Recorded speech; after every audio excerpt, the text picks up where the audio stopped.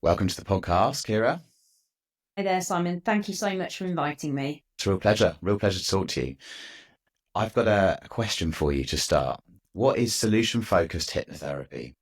Yes, great question, Simon. Solution focused hypnotherapy is a blend of solution focused brief therapy, which is talk therapy, and deep relaxation. And the key difference with what I do and what other solution focused therapists do with clients is that we don't go back and talk about the past.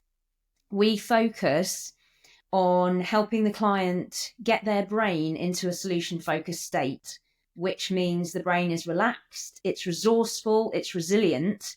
And it's not to say life will be perfect now, but it is to say when those difficult challenges happen, my brain is now in the best place possible to deal with them and to look at them in a more rational way. Interesting. So this is quite different to some of the other types of therapies out there. Yes, completely different. Something I had never heard of until I started training to do this job. And it's something that I really want to make lots and lots of people aware of, because I am often people's last resort when they've tried a lot of other things, or they've been for talk therapy and they've found out why they are where they are, which is incredibly useful, but they now want to move past that. And that's where this type of therapy really comes in. So why is this different? So it feels like, you have your talking therapies where someone can go to and they can communicate. You can obviously, you've got better help and lots of, you go to face and speak to somebody. Yes. What's happening in the brain? Why is this different? And Yeah. how's it working? Yes. So everything we do is completely rooted in neuroscience. So the first thing we do for the client in the initial consultation is explain the parts of the brain that we're going to be concentrating on. So this education is the real basis for our style of therapy, is so that the client starts to understand they have an intellectual brain here at the front on the left. This is where we make great decisions from. This is where we're rational, we're in the flow. And we have a primitive brain in the middle at the back, which is our fight flight brain, which is where the only things we can experience are anger, anxiety, and depression. And we can end up in that brain by an emergency happening or a large event, but it can also be death by 1,000 paper cuts that we end up there. Negative thinking, small situations, other people adding things to that stress load. And we end up in that primitive brain. We end up using unhelpful coping mechanisms. And that's where we start to add into what we call the stress bucket. So once the client understands that basis, we then give them a couple of tools to start using, one being a relaxation to listen to between sessions, and one being writing down what's been good. So both of these things start to relax the brain. They start to re-angle the brain and where the brain is looking. And that is where this differs, because we're giving them actual tools to start changing what their brain is doing and start refocusing the brain to be more helpful so they can make better decisions. Less can go in the stress bucket. And the really key thing is, Simon, once the brain is in that situation, it can start to problem solve. So, for instance, I was speaking to a young guy the other day, came to me with sleep problems. So he came to me for his second session this week. And we really started to cook with gas, because he was saying to me, what I've realized is I wake up in the night and I look at the clock. That is really, really unhelpful. So he was like, I've turned the clock around. And when I get up in the night, I'm now able to say to myself, it's all right, you don't need to look at the clock. So that's that first building block of him taking that radius of control and expanding it in his life. Very small, manageable thing, but it's made a massive difference. He can sleep through the night properly because his brain is starting to learn, we can do this, we can take control of this. And for my clients, that's the key thing of them starting to realize they have a choice. There are always things, however small, they can do to improve the situation. Excellent. That's amazing. So interesting. So I'm just going to break this down to make sure I've understood this correctly. So you're talking about the primitive brain, Yes. and that's where depression, anxiety comes from. And then And you've got anger, yeah. anger. So I've got to put anger there as well. Yeah. And then you've got the, what did you call the front? We call it the intellectual brain. The sort of fancy name is the left prefrontal cortex, but we Prefrontal just call it, cortex. Yes, got it. we Yeah. just call it the intellectual brain because it then says, it's what it says on the tin, isn't it? Well, actually, yeah. So I like these explanations better because I can understand it. So the primitive brain, essentially, that's because I had depression for a lot of years, Yes. and it's interesting because it's like, yeah. So once you're in that, so it's basically essentially different parts of your brain is Yes. in control or not in control, and therefore, Absolutely, if Simon. you're able to do activities or something to bring us into the intellectual brain, then Yes. therefore those negative, the negativity, the thoughts, all those sorts of things won't necessarily be appearing. That's it, because that primitive brain, that fight flight brain, we've still got that part of our brain because we need it for when, there's a fire in the building or a child runs into the traffic and you have to go and rescue it, or, those emergency situations are when our brain flips us into that primitive brain and we need it. But unfortunately, in this modern world, it's very difficult for the brain to tell the difference between opening a stressful email and a building being on fire, because we've got such a range of stresses now. And for each of us, all those stresses are so, so different. We all get stressed by very different things. But the brain doesn't know the difference between imagination and reality. So, if we're watching something stressful, depending on how full, as we call it, our stress bucket is, that can actually really overload us. And it can be these simple things that, if we're not careful and we don't constantly assess our lives, we can be adding a huge amount into that stress bucket. And that's when our body goes, right, you've got too much in there. You need to go into your emergency brain because this is an emergency. We start to then, once we're in that primitive brain, be vigilant and obsessive. And the big thing is using unhelpful coping mechanisms. So whether that is drinking, smoking, eating, over exercising, overdoing in general, that's when that primitive brain just becomes so unhelpful because it looks for quick fixes. I see. That makes a lot of sense. That makes a lot of sense because the quick fixes are, I just need to get out of this stressed situation, go and have a drink. And then Yes. it's like an immediate effect and it's just calm. That's what you feel because you go, oh, I feel less stressed now. I feel calmer. But really what you're doing is you're poisoning the brain. Well, exactly. And because alcohol is a sedative, Simon, when we drink it, our body has to produce adrenaline and cortisol to process it. So immediately then we produce adrenaline and cortisol. And what does our brain do? It goes, oh no, we're stressed again, have another drink. And the cycle continues. And that's where alcohol can become really unhelpful when we're already in a difficult situation.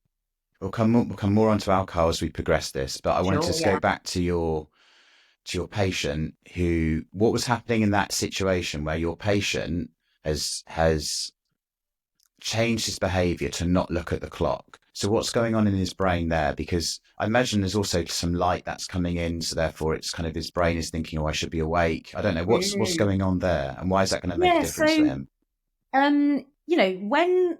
when somebody comes to me, they kind of give me a little bit of a life story, and generally, stuff has accumulated through their life. It might be big things, it might be a series of small things, but we talked to them about this stress bucket and how, imagine all the stressful things that happen go into this bucket, and that bucket has got to be emptied. And we talked to them about how that gets emptied, which we can talk about in a bit. But so this chap had various different events happen to him. And often people are like, oh, I feel fine, but I just can't sleep, or I'm just getting headaches. But then they start to see how all of these things have added up in their stress bucket.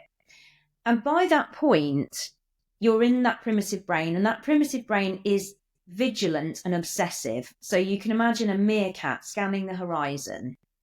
That's what that primitive brain is doing, because it's trying to keep you safe.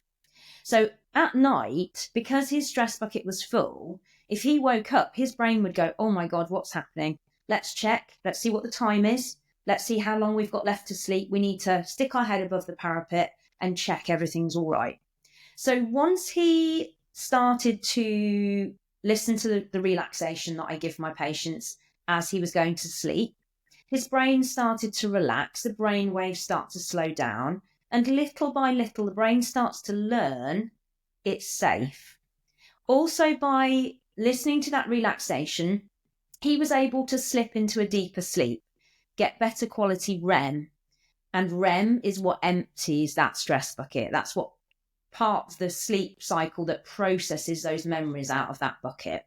So his sleep started to gradually improve. So with him feeling a little bit more relaxed and less tired, his brain then goes, okay, we don't need to be in that primitive brain as much. We can spend a little bit more time in the intellectual brain because I think we're safe. I think we can do that now. Once he was in that intellectual brain, he starts to make slightly better decisions. So he would think, oh, eating that bag of Crunchy Rocks before I went to sleep, actually, I've noticed that's really not helping me. Okay. So he's sort of reassessed his eating and when he was eating a little bit. So it all chips away at helping the brain start to feel safer and feel more in control. And then those decisions start to expand and he starts to think, okay, I could try that now as well. And it also continues to reassess at that point. So once it feels safe, it knows it can go, that worked before, but I don't think it's working anymore. So let's try this now. And if it doesn't work, I can go back. But it's giving the brain then reassurance. I'm safe. I can change. I can do something different. Wow. It's fascinating. It's fascinating because it's actually what it's doing is it's putting, once you have the information, it's putting it back into your control. Yes. That's a really good point, Simon. So this isn't a long-term therapy either. Most people will come to see me for between 6 and 12 sessions. I sell a package of 6, and that is what people mainly buy, because it's not to say everything will be perfect by the end of those 6 sessions, but they will have gained enough knowledge about themselves and how to manage their own stress bucket for them to then go away feeling confident, knowing they can pop back if they want, but them being in control of finding out what's best for them rather than them needing me to tell them. So I'm there to maybe tell them a few stories, keep drip feeding them that brain science, and then off they go. And they're equipped then with what they need. And they might pop back, as I said, they might come back. I've got one chap who he did 6 sessions because he had one goal he wanted to achieve. He achieved that goal. And he's come back and he said, I want another 6 because I've got another thing that I want to achieve. And that's really, really lovely because it's always forward movement. Yeah. So I'm just trying to think about, so when I've gone to talking therapies before, that's, in some respects, sometimes you sit down and you communicate, you're talking about an issue. There was a time, so I went to see a very lovely lady, and she was very well intentioned, but I did feel like after 12 sessions, I just felt like I had to stop because I actually felt like I was getting worse. Yes, that's something I have heard quite a bit from my clients. Yeah. Yeah. And a lot of that was, fight or flight. I'd explain it to her. I always felt like I was like when do we get a solution here? Because she's like, how do you feel? And I was like, I feel terrible. That's why I'm here. Yeah. And after, then I would journal and my thoughts were awful. And I just thought, I don't see where this is going because I can't and I'd say I really need a solution here. And she said, yeah, you need to stop trying to control the process. I was like, I just want to feel better. I don't want to feel like this anymore. This isn't good for me. And yes. so Yeah, you make a I really felt good like we were point. going around in a bit of a circle. And then Yes. after a time, I just thought, okay, maybe this just isn't quite working for me. Because I think now from what you're sharing, what I've learned Mm, during this journey as well, is that nothing was happening better in my brain. So the depression, the anxiety, I was still in the primitive brain. Nothing was changing during that talking yeah. therapy, I'd imagine. Yeah, you make a really, really good point, Simon. It's something I felt very much myself. This is why I came to do this job, because I have been through a lot of really serious trauma in my life. And like you, I was in a place of deep, deep depression. I really didn't want to be here anymore, to be honest. Um, and it's all very lovely, isn't it, when someone says, go with the flow, don't control the process, meditate, be mindful. But none of that stuff can really happen if we're in our primitive brain. And if we don't have any tools to start edging out of that primitive brain, I had a client, fantastic guy, and he said, you can read all the self help books you want. But if you don't know how to implement it, and if your brain is not in the right place to receive that info, it won't make any difference. And, I don't speak for everybody. I definitely don't.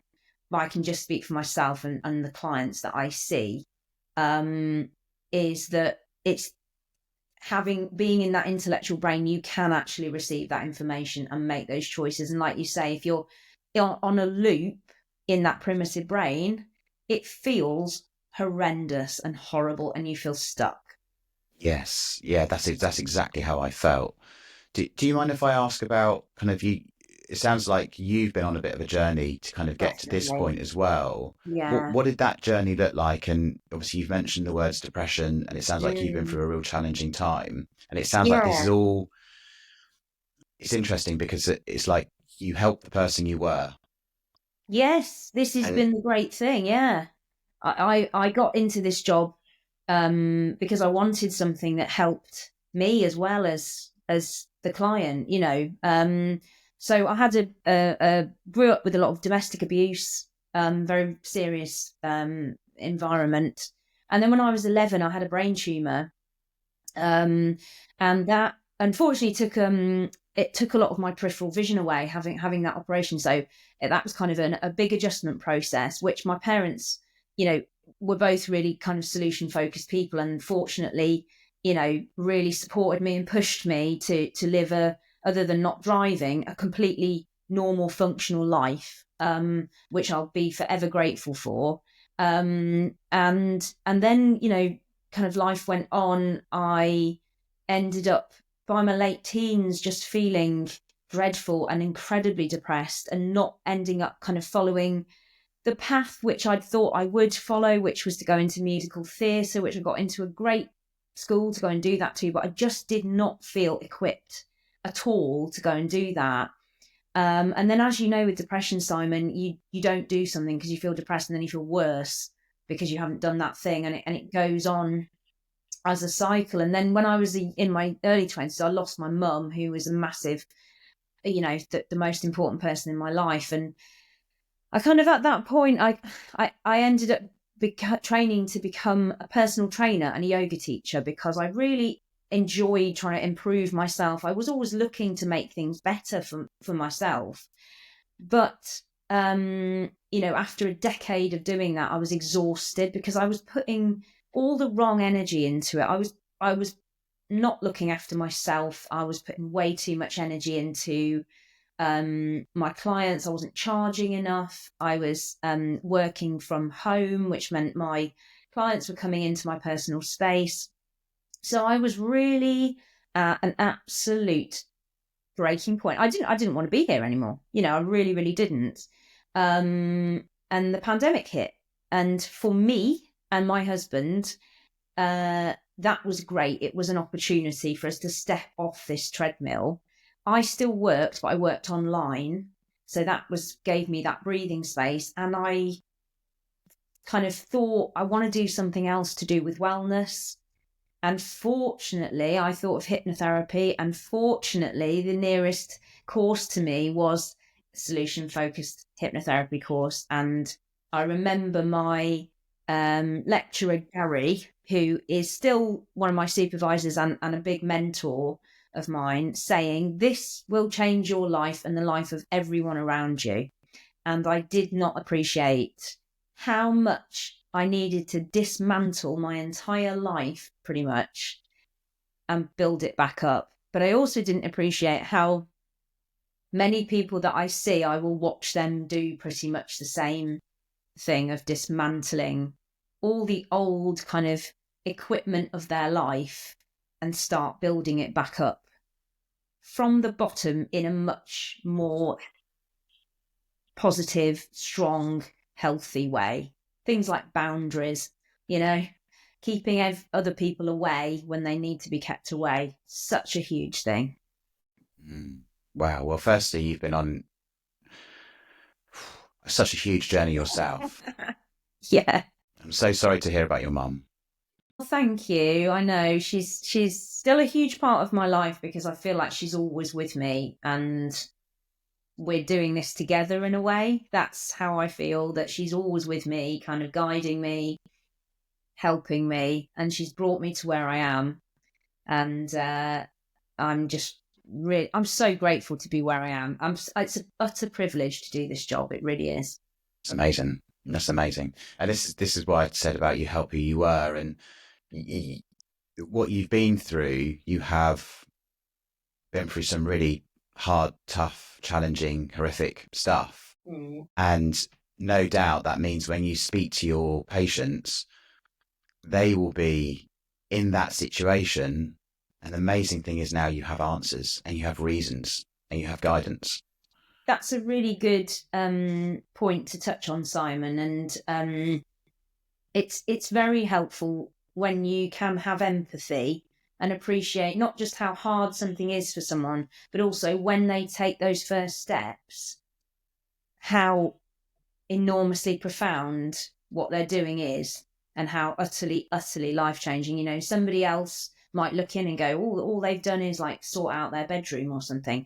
But, you and I know when you're in a deep, dark pit of depression, something like that is utterly huge and makes such a vast difference to somebody. So it's really nice for people to feel I'm not on an ivory tower judging them, and that I understand the real quality of what they're doing when they make those changes. Yeah, because even the tiniest progression, going out for a walk for 5 minutes, starts to make a huge difference. It really, really does, doesn't it? Just massive. That's a massive step. Yeah. So thank you for sharing your journey, because I think context of what you've been through really helps people understand how actually there's going to be empathy here and you've been through it. And that's also why you've learned what you've learned, because it's also helped yourself, which Definitely. That's why, when you've changed your own life in a positive way from understanding the brain and how it works, it allows you to be able to teach other people how doing some very simple things, by the sounds of things, it can improve their brain health, which improves how they feel, how they think. What are as part of your work with people, because obviously hypnotherapy is one part, what are the other things people can be doing to like improve their brain? Or is it more about not doing stuff like drinking? Well, I mean, that's an interesting point, Simon, because obviously we can't make the decision not to drink or not to do those things which have been our crutches and given us those kind of moments of relief until our brain's in the right place, because it can't make that proper assessment. So the very, very first thing that I ask my clients to do is to listen to the relaxation every single day, like a prescription. So we would ask people to listen to that as they go to sleep, because this starts to slow the brain waves down and help you go into better REM sleep. So REM sleep's the last 20% of each sleep cycle. That's when we dream. And some people remember the dream, some people don't. But what's happening during that REM sleep is all the stuff that's in that stress bucket is being processed and moved. And it's being moved out of the primitive brain, where we're reactive, emotionally reactive to the memory, and into the intellectual brain, where we can stand back and go, okay, that's not very nice, but I don't need to react to it. So I had a lady come to me who had had a car crash when she was 18, hadn't driven since, really wanted to get back in the car and get back driving. And we worked together, and it got to the point where she was driving and she drove past a car crash, but she kept driving and she managed it. And obviously nobody likes to look at a car crash, but she was like, I was all right. And so that's where the relaxation starts to chip away at moving stuff out that stress bucket. The other thing we ask people to do is to every single day write down what's been good. Not gratitude journal, not mindfulness, not cutesy kind of, this is science-based. So what's been good, and what's been good to the client, not what you feel you should be grateful for, roof over my head, good job, whatever, what's pertinent to you. So clients might say, they did something they haven't done for a long time. They cooked a meal. I managed to cook a meal for myself. And then that's great, because when they come to the session, they bring that list with them and we talk about it for about 20 minutes. And so I want to know what are the good things for them. So those are the two things that people can do, which are free. The relaxation is available on my website, but there are also, YouTube is full of hundreds of wonderful, relaxations. But they're two things that people can start doing. And the what's been good, that can feel really strange and really hard at first. What I would say to people is start with the very easiest possible things, like the sun is shining, or your child did something lovely, or whatever it is. But they're two free resources which start to retrain the brain to be helpful and look in the right direction rather than in the wrong direction. Let's break those two down. So we'll start with the writing, because that's where we've ended. Then we'll go back to the hypnotherapy readings. But Right. so with the writing, because I'm a big advocate for journaling, and I noticed during my years that it really made a huge difference. It's not an immediate thing, but over time, start with my journaling was quite dark. Then over time, it just became lighter and lighter. And actually, I'm feeling good today. Oh, that's just write down. Let's talk about that. Yes. And then that kind of compounds. So I'm interested to see kind of why that works. And what you're talking about is just write down something that's good. My child smiled. Yeah, absolutely. The reason for us asking people to do that, there are several. Firstly, you are reminding your brain of there are good things, and you are training your brain to notice them more. And when we write them down, we get a little burst of serotonin. When we read them back, we get some more serotonin. When we get serotonin being released in our brain, it puts us in the intellectual brain. That moves us into the intellectual brain. It relaxes the brain. It makes us feel safe and good. And the more we practice doing that, the easier it becomes. The other reason we ask them to do it is because they bring it to the session and we talk about it for the first 20 minutes. Again, that serotonin is then being released for those 20 minutes and getting the brain into a really good place.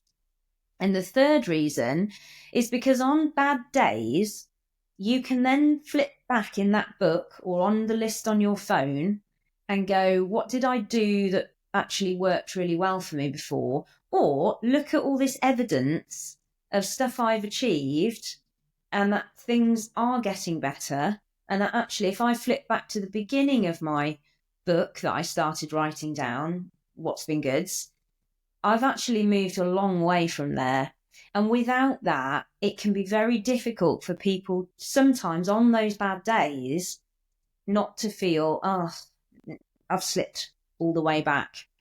So it's something which starts to create a bank of evidence for your brain. And then you are getting better and better and better at finding the good things. And when you look around, your brain is looking for those good things rather than it sliding down the hill back into that primitive brain.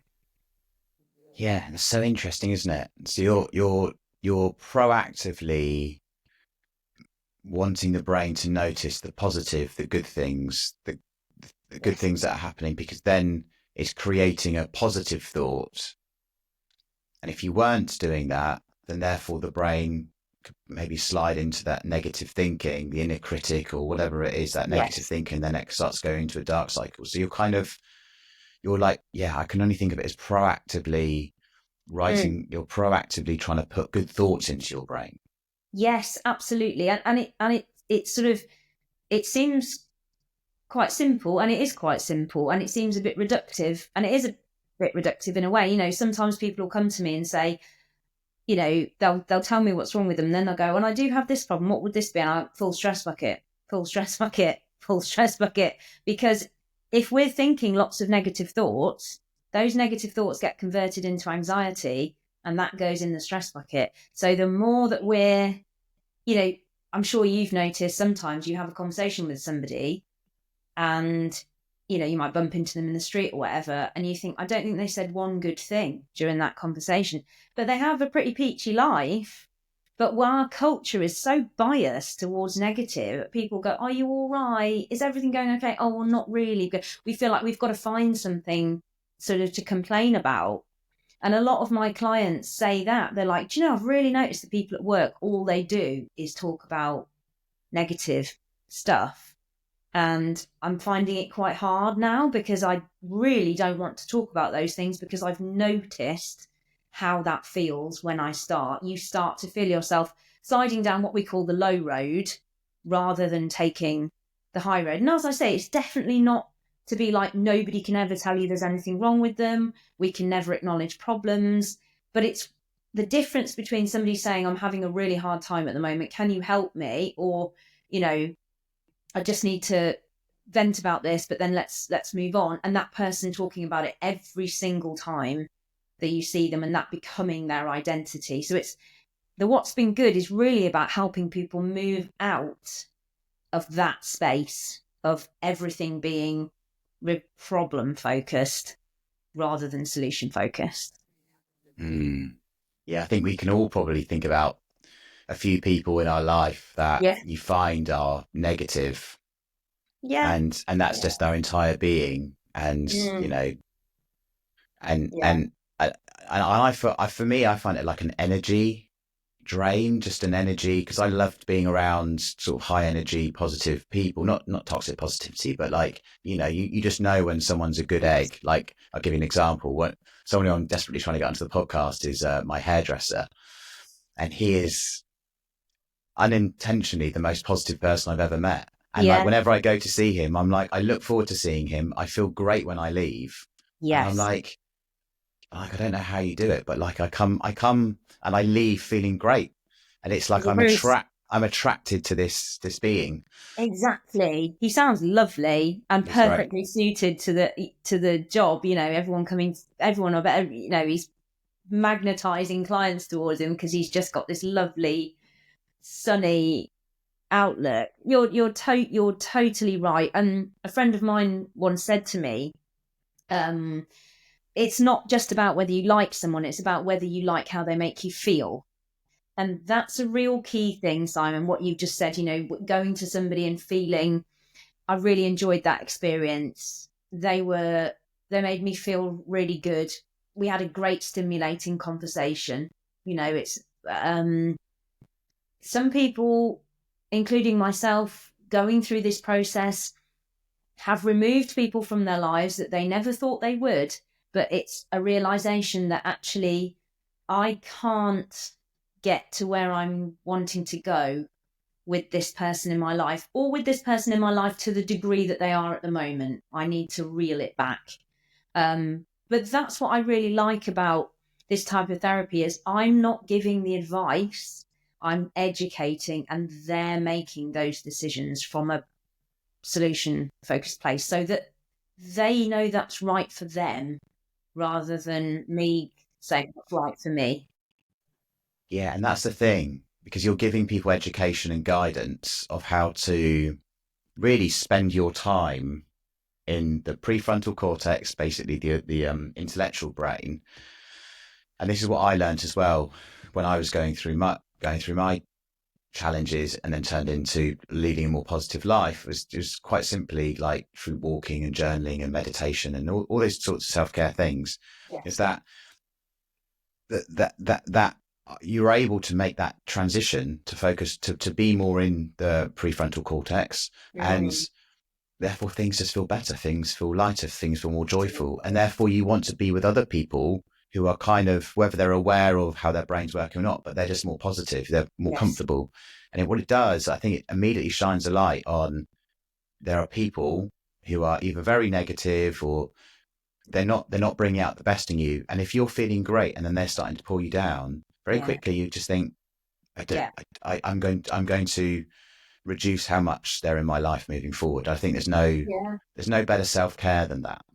Oh, such a massive thing, Simon. You make such a good point. It is, oh my God, it's utterly life changing when we start to really look at our relationships and whether they're right anymore. Just because it's been a very long relationship, but is it still the right thing for me? And like you say, are we charging each other up, or is this taking me in a direction I don't want to go in? How do you feel after you've been with that person?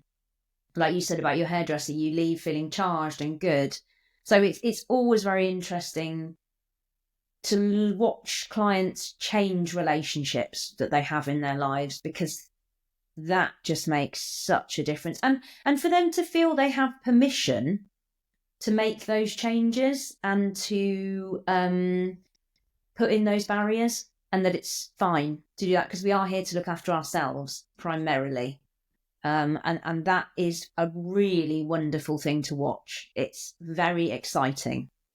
And I think as part of the daily writing, that can be something of, how did this person make, or like, who did I interact with today? And Yes. how did they make me feel? So what was good? Oh, I had a nice conversation with Jill. She Yes. made me feel good. Or maybe take Jill out for a coffee and chat to her. Or there's a guy at the gym that I see regularly, and I always love having a chat with him. Yes. He's been on the podcast. His name's Dom, and because he always makes you feel good. And Exactly. it's like, since then we both realised that, and we're sort of a bit more in each other's life now. Yes.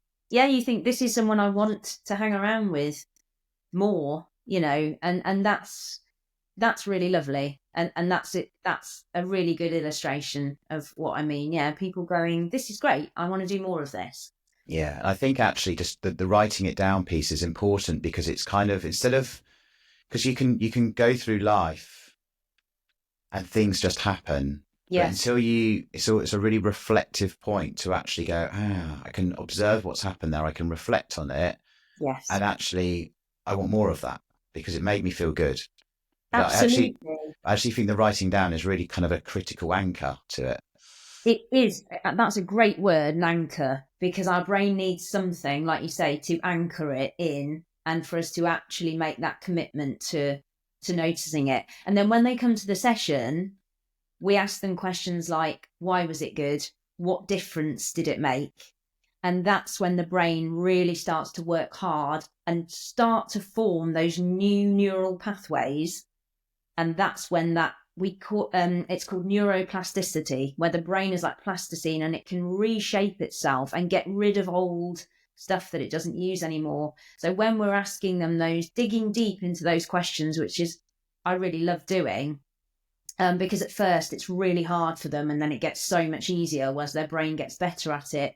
Why was it good? So I might ask, you said I had a nice chat with Dom at the gym. Why was it good? It made me feel good. How did you know you were feeling good? And then people start to think, what do I do when I feel good? I was smiling more. I felt relaxed. I could feel my shoulders were away from my ears. And you start to get all these little pieces coming together of people getting to know themselves, and when they're feeling good, and noticing when they're sliding towards feeling bad. And that's when that really exciting change happens, because they then know when it's time to start pulling themselves back and doing more of the stuff that gives them joy and happiness to keep them on the right path. Excellent. I love it. And I'm always going to go in the wrong direction with this because I should have started with more around the hypnotherapy, but I got so engaged in the conversation early on. So coming back to the very first point, we were talking about solution focused hypnotherapy. Yes. When people are coming to you, you said that it's the last resort. So they've probably done talking therapies. Maybe they've been trying other types. I'm not sure. Yeah. Why are they coming to you as the last resort instead of the first resort? This should have been my first question today. Couple of reasons, really, Simon. One, some people are freaked out by the word hypnotherapy. They think I'm a witch and I'm gonna control their brain, or I'm gonna swing a watch in front of their face. People have come to me saying, "Oh, people told me not to come to a hypnotherapist because they're weird and it's a weird thing." And the other reason is because they'll have perhaps gone through the NHS and they'll have been offered the services that the NHS currently have available, although solution focused hypnotherapy is worming its way gently in. So they may have been offered counselling and other things like that. So they may have taken that route first. Money.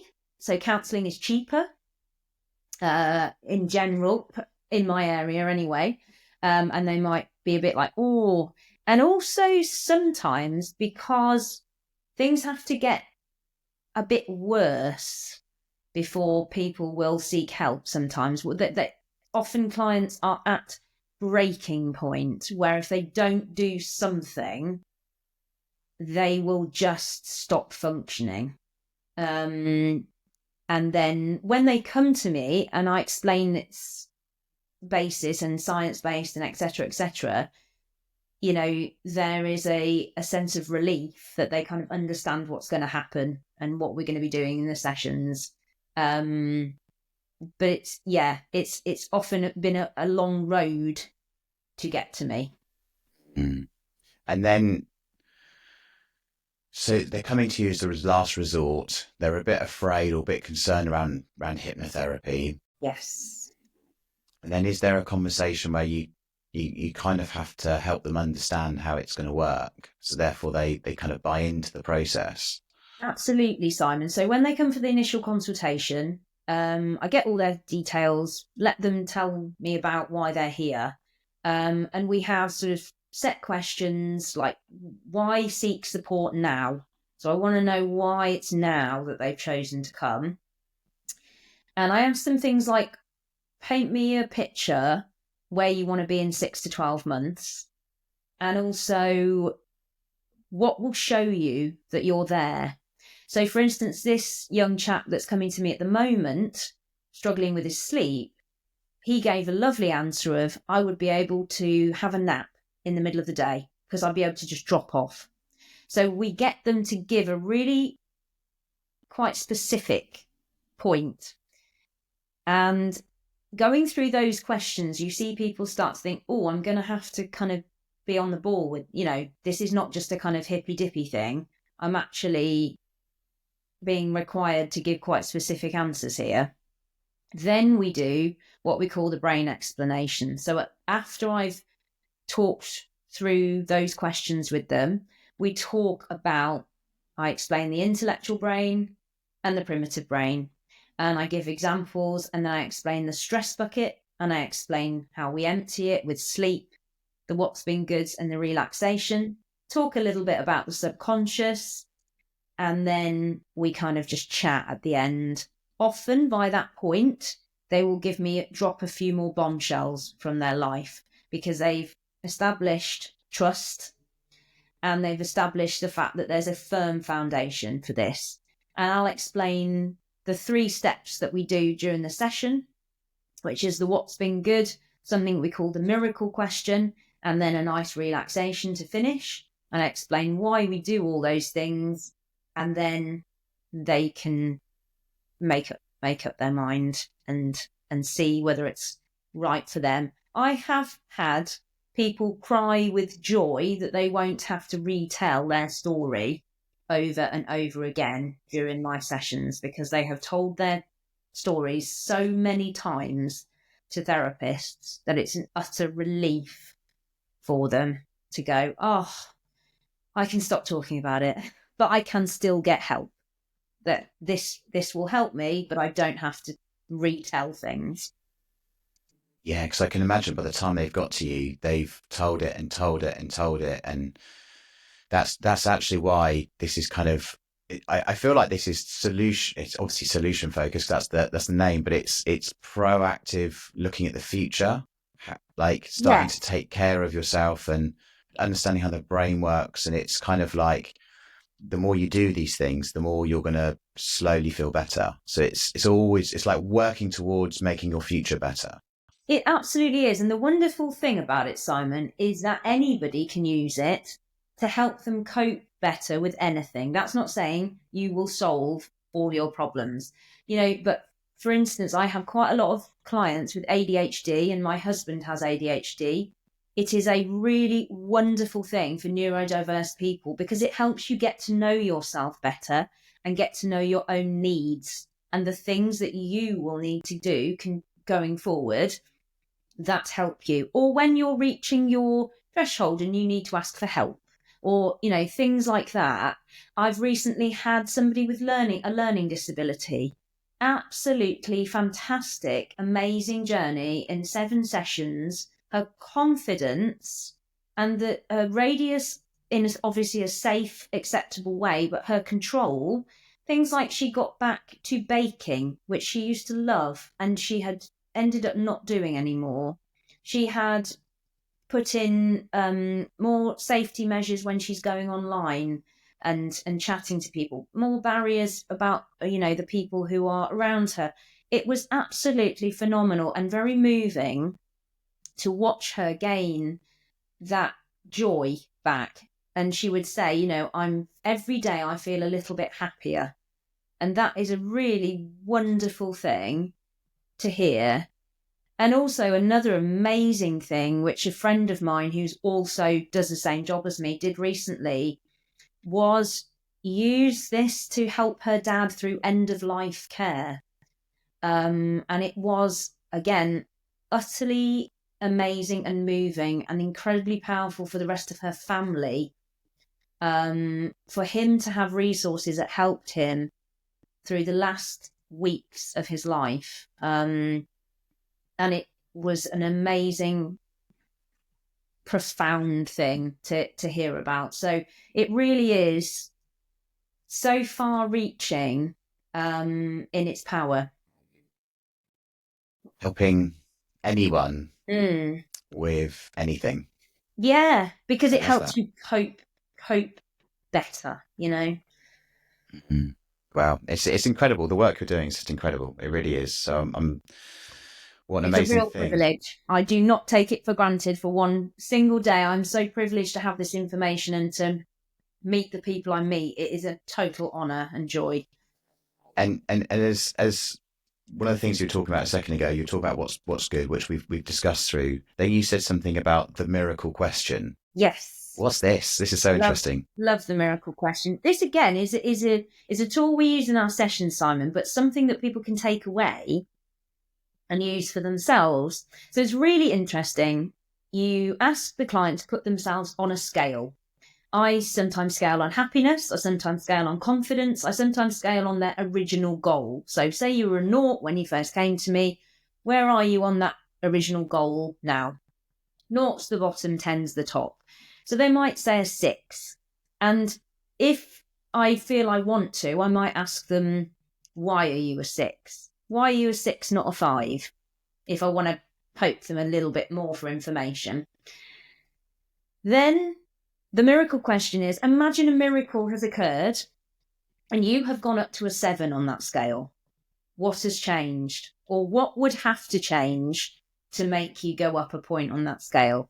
Really great example is a young woman that I have come to me. She came through her A levels and she's now continued to come through university. Amazing girl. So good at the miracle question. Her answer for that was she was a 6 on the scale. The thing that would change for her to be a 7, she said tomorrow wouldn't be as busy. She had a manic day at school. Okay, then we start breaking that down. So if it wasn't as busy, what difference would that make to you?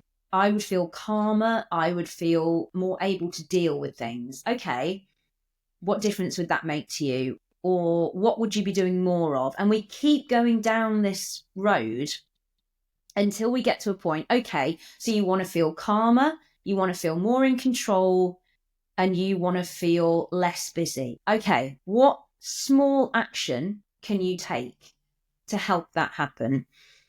Her answer was, fill my water bottle up at 10 p.m. tonight and put it in the fridge. So in the morning, she loves chilled water. In the morning, I can grab that bottle and go. And that's me sorted. This is something she still does 3 years later. So it's a tiny, tiny action. Another example, the other day, chap I was speaking to, he wanted to start paying less attention to the traffic light system on food when he was shopping. So, you've got that red, green, yellow, whether it's healthy or things like that. So he wants to edge away from that a bit because he feels that's actually starting to stress him. So his small action was, when I go shopping on Monday at 11 o'clock, I will put a podcast on while I'm shopping, because I've noticed that distracts my brain, and then I can be less vigilant about the labels on food because I'm feeling more relaxed. So it's breaking your big goal down into a really tiny step so that you don't feel you have to leap from 0 to 100 in one great big thing, but also so it's not a really general thing like, oh, I'll try and have happier thoughts. Well, what's going to help your brain have happier thoughts? Okay, well, if I did 10 minutes of yoga this morning, I would feel a bit more relaxed. It's those sorts of things. And then it can even be backtracking it a bit further, Simon, to, okay, so you want to do some yoga in the morning. What are you going to have to do to make that as easy as possible? Lay all my clothes out tonight at 9 o'clock and find a video that I'm going to use so that in the morning there are less barriers to what I want to do. So for a lot of clients, they really like this because it's meaning that they can find a really achievable, manageable step and make some progress. And a lot of people, when they come to me, feel stuck and feel that they're not making any progress. So this gives a very small step that actually, as you know, Simon, in those situations can really snowball into an enormous change and an increase in how in control they feel in their life. Yeah, and that there's the creating evidence that you can progress. Yes, like absolutely. Even if it's something really tiny, just there's evidence that you're now moving in the right direction. That's it, because if you're not exercising at all and you want to start exercising, the thought of going to the gym for an hour is a very big step. Whereas the thought of doing a plank for 30 seconds every day or 3 times a week, you're exercising. You're putting a foot on that ladder where you had no feet on that ladder before. And to get all the way up to the top is a bit like crash dieting. That's why it never works. It's so extreme and your brain's like, this is horrible. I'm not doing this anymore. And it just flips back. Whereas one tiny little step, okay, like you say, I can do this. I can manage this. So yeah, it's helping, it's letting people off the hook. Yeah. And it's allowing the brain to realize that you can make a step forward in a positive direction and it's very simple and manageable. Yes. It doesn't need to be a big thing. Absolutely. Absolutely. It's interesting because I think a lot about James Clear's Atomic Habits. That's it. Absolutely. Yes. Yes. Fantastic book. Absolutely. The 1%. Yeah. Yes. Brilliant book. Yeah. Because he talks about don't go and buy the expensive gym membership, commit to yourself for 5 days a week, those things, because it's just too big a step for someone who's just never trained or never gone to the gym or never lost weight. Hugely. And he'll break it down to something so simple, and I love it, which is something simple like, right, tomorrow we're going to put our trainers on at 8 o'clock in the morning. Yes. That's it. Absolutely. Yeah. Don't have to think any further away than that. Yeah. Absolutely. And then once the trainers are on, the brain goes, well, maybe we could get out the door, or we could just run round the block, or we've done round the block. Now I'll just go like 5 minutes more. And then... it's so tiny. It's like almost inconceivable that you can't do it. Put your trainers on and tomorrow you're going to go for a walk for 2 minutes. That's the perfect way to put it, Simon. Yes. Yeah. Yeah, And that's the perfect way. it's because what I think there's something in psychology which you might better help me with, which is for some reason we feel like we need to have these great, big, huge, lofty goals and things that we have to do and put ourselves under pressure. And Mm, actually, the self care approach is just do a tiny step forward on that thing. That's it. That's all that absolutely. matters. Like a tiny, tiny step forward, and then you have made a progress instead of thinking, God, I did, whatever it is you're trying to achieve. I need the Yeah, beach body, or I need to yeah. lose 10 pounds, and it's all too big and consuming, overwhelming, and maybe creates some level of procrastination. But actually, breaking it down to something super tiny Yeah. is a better Oh, way. so powerful. And the big things like what you were just talking about, it creates an awful lot of shame, or it can do, when we don't achieve it. We can really shame ourselves, or we can, believe that other people are doing all of these things and we're not doing them. And shame goes in the stress bucket. And then the higher that is, the less we are going to do, because we go into that primitive brain. So, yeah, absolutely. Is there anything I've really loved talking to you today? So Thank fascinating. Is there you. anything I haven't asked that actually we should dive into, or anything that's important here? I think you've been incredibly thorough, Simon. The one thing I will mention is I work online as well as face to face, so I can work with anybody, and online works absolutely brilliantly, as well as face to face. So that's something to bear in mind, if you are looking to work with a solution focused hypnotherapist. Is online is great, and I think one thing I suppose I would add is that you know, there is help out there, which means that you're not going to be going over and over and over your past. There is something which can enable you to actually change your life without having to talk about everything that's happened. And I've walked the walk, and I've watched many, many clients go through my doors and do it. And it is the most life changing, fantastic thing that more and more people need to know about. Yeah, and it feels really important just for someone to feel comfortable that they're not going to have to go back into the past. And Yes. because I know how painful I when I was going through some therapy, I did do that. But I don't need to do it. I don't want to keep doing it. So, once whether you've made peace with it or you haven't, or you've whatever, but again, this is so different to that because it's completely focused on the future, not the past. Absolutely, because the past is gone, you know. And I can confidently say the day I stopped talking about the past was the day my life started to change for the better. And, the last thing that somebody who's gone through a really, really traumatic event wants to do is go back and talk about it. Because, like I said, the brain doesn't know the difference between imagination and reality. So it will start producing all the stress hormones again. And all those memories will go back in the stress bucket, and we'll have to process them all over again. And when that stress bucket gets to bubbling point, that's when we start having panic attacks, phobias, fears, migraine, all of these weird, our body starts to do all these weird things. So, absolutely, there's a simpler, kinder, science based way to solve your most painful problems. And this is it. Thank you so much for the work you're doing. You're changing your own life and also all the lives of the people that you're touching around you. Thank you. As I say, it is an honour and a privilege that I do not ever take for granted. It's a privilege. If someone would love to get in contact with you to learn more, to work with you, what's the best way of getting in contact? Yes, through my website. All my details are on there. It's www.positivechangehypnotherapy.co.uk.